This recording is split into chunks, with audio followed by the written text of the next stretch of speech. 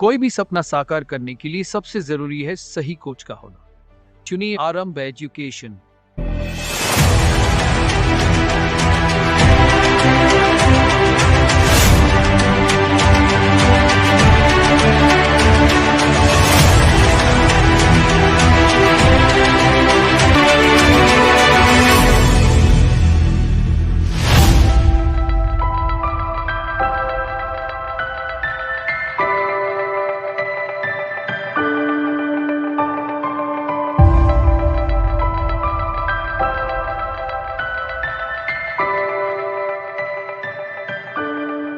नमस्कार दोस्तों, welcome to आरंभ एजुकेशन एम्पावरिंग एस्पिरेंट्स।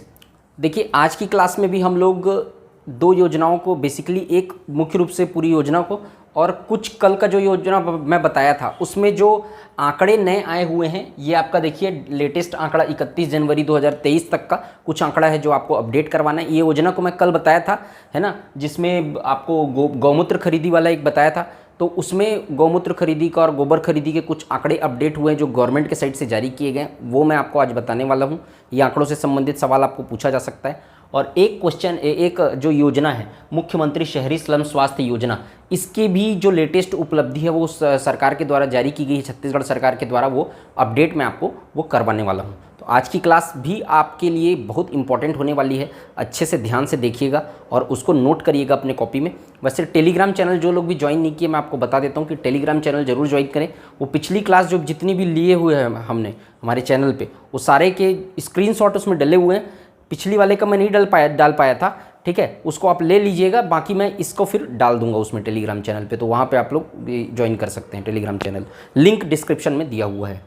एक सवाल आ रहा था, एमपी से स्टूडेंट भी देख रहे हैं हमारा चैनल को, तो एमपी के स्टूडेंट कई दिन से वो कमेंट कर रहे हैं कई सारा कि उनको लिए क्या ये योजनाएं जो हैं वो इम्पॉर्टेंट है उनके लिए। तो देखिए भाई, मैं उनको ये बोलना चाहता हूँ कि मैं आप लोगों का जो सिलेबस है एडीओ का, वहाँ तो एडीओ की वैकेंसी शायद निकल गई है ना, तो वहाँ का जो सिलेबस है मैं उसको जानकारी नहीं है। आप एक बार एडीओ का सिलेबस मुझे व्हाट्सएप कर दीजिए, ठीक, तो मैं एक बार देख लूँगा।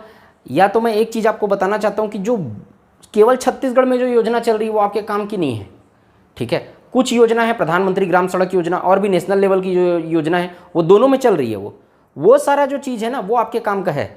लेकिन जो प्रॉपर छत्तीसगढ़ में जो योजना चल रही है वो आपके बस काम का नहीं है। लेकिन मुझे लगता है कि जो सिलेबस है वो भी बहुत सारा कॉमन है यहाँ का, तो एक बार मैं देख लेता हूँ, आप लोग मुझे भेज दीजिएगा। मेरे पास वो सिलेबस है नहीं, तो आपके सिलेबस में जो है उसके अकॉर्डिंग आप तैयारी करिए, ठीक है। चलिए स्टार्ट करते हैं आज की वीडियो। अगर वीडियो अच्छा लगे तो वीडियो को लाइक करिए, चैनल को सब्सक्राइब करिए, ज़्यादा से ज़्यादा शेयर करिए। चलिए मुख्यमंत्री शहरी स्लम स्वास्थ्य योजना देख लेते हैं पहले। तो इसका प्रारंभ कब से हुआ? ये 1 नवंबर सन 2020 से प्रारंभ हुआ है इसका, ठीक है। इसमें कुछ अपडेट हुआ है, मैं आपको बताता हूँ। 1 नवंबर सन 2020 से इसका प्रारंभ हुआ है। अब ये शहरी स्लम स्वास्थ्य योजना क्या है कि देखो, गरीब तबके के जो लोग हैं वो अच्छी स्वास्थ्य सुविधा से वंचित हो जाते थे, ठीक। शिक्षा, स्वास्थ्य, ये सब चीज़ें जो है वो आपका मौलिक अधिकार है। मौलिक कर्तव्य में भी इसको जोड़ा गया है। स्टेट का ये फर्ज होता है, स्टेट की ये जिम्मेदारी होती है कि आपको अच्छी स्वास्थ्य सुविधा, अच्छी शिक्षा ये उपलब्ध कराए, ठीक। अच्छी शिक्षा आपका मौलिक अधिकार है, अच्छी स्वास्थ्य सुविधा आपको उपलब्ध कराना सरकार का मौलिक कर्तव्य है। मौलिक कर्तव्य में बात देनी होती है सरकार, ठीक है। वो दोनों अंतर होता है। मौलिक अधिकार के लिए आप सुप्रीम कोर्ट जा सकते हैं, हाई कोर्ट जा सकते हैं, मौलिक कर्तव्य के लिए आप नहीं जा सकते हो। ये डिफरेंस रहता है दोनों में। इसको मौलिक कर्तव्य में डाल दिया गया। क्यों डाला गया मौलिक कर्तव्य में? संविधान वाला वीडियो देखना सबको, जो प्लेलिस्ट में डाला हुआ है वो संविधान का जितना भी वीडियो है ना, सब आपके लिए इंपॉर्टेंट है एडीओ के लिए। ये भी बता दिया हूँ आपको, सारा वीडियो में डाला हुआ हूँ, पूरे सिलेबस का वीडियो है आपके। एक बार प्लेलिस्ट में जाके देखना उन सारी वीडियो को। इसको मौलिक कर्तव्य में क्यों डाला गया स्वास्थ्य सुविधा उपलब्ध कराने का स्टेट को? क्योंकि उस समय, जिस समय संविधान का निर्माण किया गया, उस समय राज्यों के पास इतने संसाधन उपलब्ध नहीं थे कि आपको कंपलसरी तौर पे आपको क्या करा सके, स्वास्थ्य सुविधा उपलब्ध करा सके। अच्छी स्वास्थ्य सुविधा की बात कर रहा हूँ। इसलिए ऐसी चीज़ों को जिसमें राज्य सरकार उतनी समर्थ नहीं है कि आपको वो सुविधाएं उपलब्ध कराना अनिवार्य कर दिया जाए, उन चीज़ों को मौलिक कर्तव्य में डाला गया, ठीक है। तो ये मौलिक कर्तव्य, खैर बहरहाल यहाँ देखते हैं। इसका उद्देश्य है, देखिए, ऐसे लोग जो गरीब तबके के हैं, जो लोग को स्वास्थ्य सुविधा उपलब्ध मतलब अच्छे उपलब्ध नहीं हो पाती थी, उन लोगों के लिए सरकार ने क्या लाया है, मुख्यमंत्री शहरी स्लम स्वास्थ्य योजना। इसमें राज्य के शहरी क्षेत्र के गरीब बस्तियों में निवासरत लोगों तक स्वास्थ्य सुविधाओं की पहुंच को आसान करना। ऐसे लोगों को भी जो शहरी क्षेत्र के गरीब स्लम एरिया में रहते हैं वो लोगों को भी अच्छी स्वास्थ्य सुविधा मिले, इस उद्देश्य से इस योजना को लाया गया है। इसका प्रावधान क्या है? निःशुल्क उपचार के साथ पैथोलॉजी की जांच की सुविधा। यहाँ पर आपको निःशुल्क उपचार उपलब्ध कराया जाएगा। देखो ऐसा वैन डिजाइन किया गया है जिसमें सारे प्राथमिक उपचार के सारे उपकरण मौजूद होंगे। वाहनों की संख्या मैं आपको बताऊंगा अभी, है ना। तो ऐसे वाहन बनाए गए हैं, उन वाहनों में एम्बुलेंस टाइप का वाहन रहता है, उनमें डॉक्टर्स रहते हैं, ठीक है। वो आपको जाएंगे वहाँ पर, शहरी शिविर लगता है, वहाँ पे जाके आपको बाकायदा वहाँ पर बैठा के वहाँ आपका चेक किया जाएगा, आपको दवाई दिया जाएगा फ्री में, कोई पैसा उसका चार्ज नहीं लगता है। तो मोबाइल वैन पूरा ऑक्सीजन सिलेंडर वगैरह सारे से लेस रहता है, वहाँ पे आपको जाके स्वास्थ्य सुविधा उपलब्ध कराया जाएगा। ये इस योजना का तहत है। 2 चीज़ें इसमें जोड़ी गई हैं प्रावधान में, दोनों को याद रखिएगा। 3 चीज़ें बेसिक याद रखना है। प्रारंभ का तारीख याद रखना है, उद्देश्य याद रखना है, प्रावधान क्या है। उपचार तो किया ही जाएगा, आपको निःशुल्क दवाई भी दी जाएगी, नंबर 2। नंबर 3 पैथोलॉजी जांच की सुविधा भी है। 3 चीज़ें, आपका निःशुल्क उपचार, दूसरा आपको निःशुल्क दवाई दिया जाएगा, तीसरा पैथोलॉजी लैब, आपको टेस्टिंग का भी आपको पैसा नहीं देना पड़ेगा, साथ में लैब लेके चलेंगे, वहीं पे आपको जांच देंगे, वहीं पे बता देंगे मलेरिया है, टाइफाइड है, कुछ भी है आपको वहीं पे बता देगा। तो 3 चीज़ें इसके है, इसको ही पूछ सकता है, ठीक है। क्या क्या इसमें प्रावधान है उसको याद रखिएगा इसको, ठीक है। इसमें क्या अपडेट हुआ है? 31 जनवरी 2023, देखो ये लेटेस्ट आंकड़ा है एकदम, ठीक है। इसी तरीके का आंकड़ा आपको पूछेगा। 31 जनवरी 2023 तक वाहनों की संख्या कितनी है? 120 वाहन, इसी को याद रखना। 120 वाहन इस तरीके के फ्लोर पे उतारे जा चुके हैं। शिविर आयोजित किया गया 52,892। लाभान्वितों की संख्या, मतलब ऐसे लोग जो इसके लाभ प्राप्त किए हैं, 39,76,000 लोग, 39,76,000 लोगों ने इसका लाभ प्राप्त किया है। निःशुल्क दवा किसको, कितने लोगों को मिली है? 33,65,323 लोगों को मिली है। और पैथोलॉजी जांच जो टेस्ट होता है मलेरिया टाइफाइड वगैरह का, वो जांच किया गया 9,18,484 लोगों का। तो इसमें सबसे ज़्यादा इंपॉर्टेंट मुझे लगा कि ये होना चाहिए कि ये वाहनों की संख्या 120, इसको पूछ सकता है, इसके प्रावधान को पूछ सकता है, इसके तारीख की जो लॉन्च हुआ है जिस डेट में, इसको पूछ सकता है। याद रखना क्या क्या प्रावधान है, एक एक प्रावधान आपको याद रखना, ज़्यादा इंपॉर्टेंट यही रहता है, ठीक है ना। चलो अब एक चीज़ और बता रहा हूँ मैं। कल जो मैं बताया था गौमूत्र खरीदी वाला, उसमें कुछ चीज़ मुझे अपडेट करवानी है। जैसे देखो बहुत से लोगों का ये भी कमेंट आते रहता है कि सर मैं जब लाइव क्लास ले रहा था, जब बैच लॉन्च किया हमने, मैं जब लाइव क्लास ले रहा था तो वहाँ पे लगातार कमेंट आ रहा था। मैं भी कमेंट सेक्शन में देखता हूँ कि सर वैकेंसी कब आएगा, वैकेंसी तो आ ही नहीं रहा है, आप लोग पढ़ाना चालू कर रहे हो। तो एक चीज़ याद रखना, कबीर का एक दोहा है कि धीरे धीरे रे मना, धीरे सब कुछ होए, माली सींचे 100 घड़ा, ऋतु आए फल होए। माली जब 100 घड़े पानी सींचता है, तब जाके जब ऋतु आती है तब फल होता है।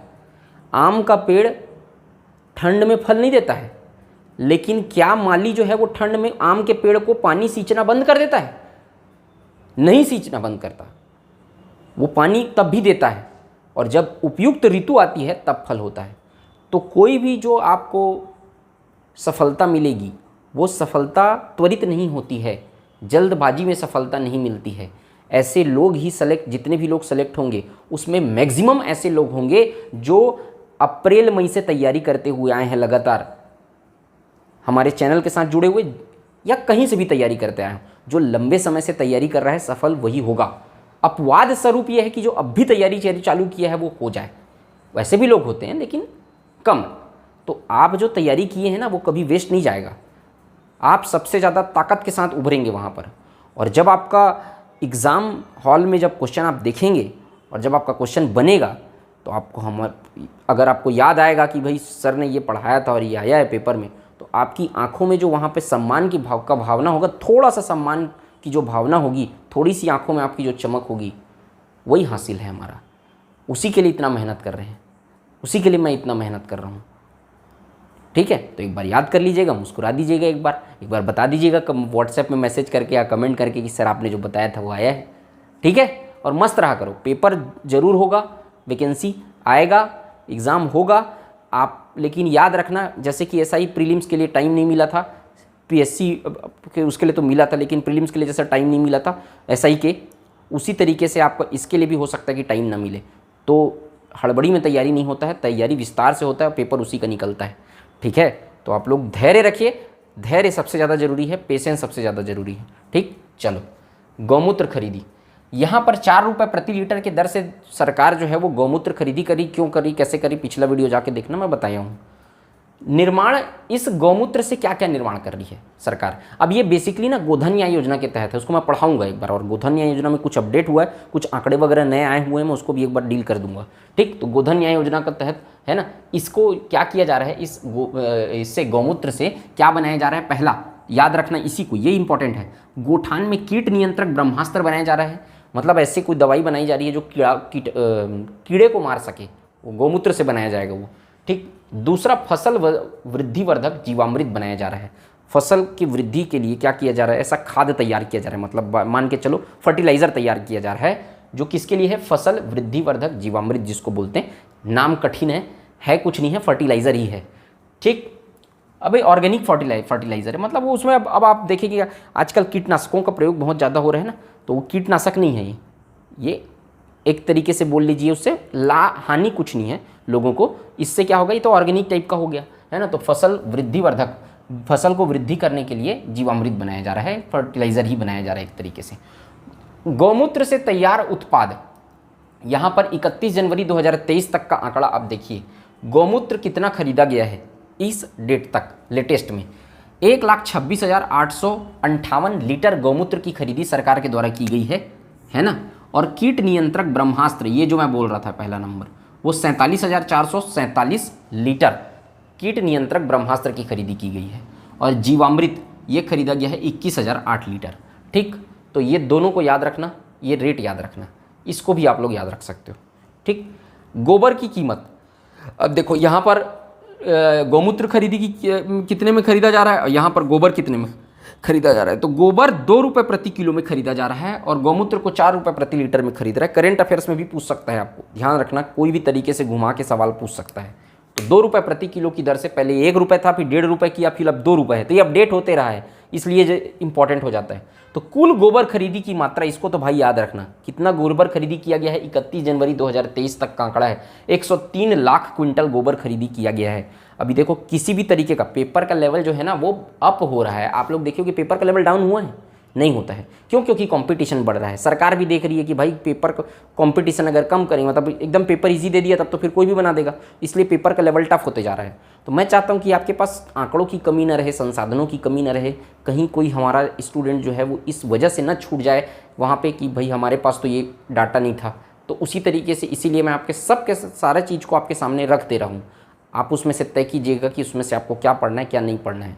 ठीक, तो और जो इंपॉर्टेंट चीज़ है वो मैं भी बताते चल रहा हूँ कि ये इंपॉर्टेंट है, इसको अच्छे से ध्यान रखना करके, है ना। तो 103 लाख क्विंटल है। गोठान समितियों एवं समूहों को भुगतान 175.64 करोड़ रुपए का हुआ है और हितग्राहियों को अब तक का भुगतान 403.58 करोड़ का हुआ है, 403.58 करोड़ का। तो ये मेन अगर आपको मुझको पूछेंगे तो मैं तो यही बोलूँगा कि ये प्रावधान लोग को याद रखिएगा, इसका कीमत को याद रखना है, ये याद रखना, और गौमूत्र का क्रय कितना हुआ याद रखना। बाकी ये इधर तो बता ही चुका हूँ। तो ये सब चीज़ें आप लोग याद रखिएगा, अपने नोट्स में अपडेट करते चलिए। टेलीग्राम चैनल जरूर ज्वाइन कर लीजिएगा, वहाँ पर आपको स्क्रीनशॉट भी इसका मिल जाएगा। ठीक है, तो इसी तरीके से आप लोग अपना प्यार बनाए रखिए। कमेंट सेक्शन में ज़रूर कमेंट करके बताना है आपको कि आपको वीडियो कैसा लगा, उसी से ताकत मिलती है। आप सब जानते, बहुत समय से जुड़े हुए हैं आप सब। ऐसे बहुत से लोगों का मुझे कमेंट देखने के लिए मिला जो बहुत दिन से, बीच में तो खैर मैं क्लास ले नहीं पा रहा था किसी कारणवश, तो बहुत ज़्यादा बिजी हो जाते थे, एप्लीकेशन पे भी क्लास चल रही है तो, है ना, तो इसीलिए मैं क्लास नहीं ले पा रहा था। तो बहुत से लोग जो उस समय रेगुलर कमेंट करते थे, मुझे उन लोग का कमेंट अभी देखने के लिए मिला। ठीक है, तो बढ़िया से तैयारी कीजिए आप, पूरी तरीके से हम आपके साथ हैं। ठीक है, अभी भी हैं, आगे भी रहेंगे। तो मिलते हैं नेक्स्ट वीडियो में, ज़रूर बताइएगा कि वीडियो कैसा लगा। तब तक के लिए जय हिंद, वंदे मातरम। कोई भी सपना साकार करने के लिए सबसे जरूरी है सही कोच का होना। चुनिए आरंभ एजुकेशन।